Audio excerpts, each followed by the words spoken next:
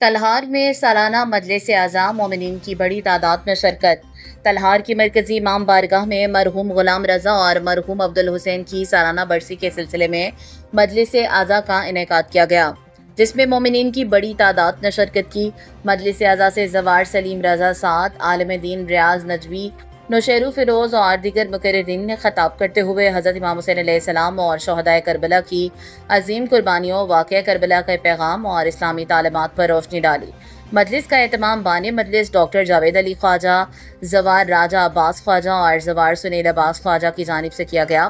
اس موقع پر عزاداروں کے لیے سبیل کا بھی انتظام کیا گیا، جبکہ مجلس کے اختتام پر لنگر و نیاز کا اہتمام کیا گیا۔ شرکاء نے مرحومین کے سال ثواب کے لیے فاتحہ خوانی اور دعائے مغفرت بھی کی۔ ڈسٹرکٹ رپورٹر عاجز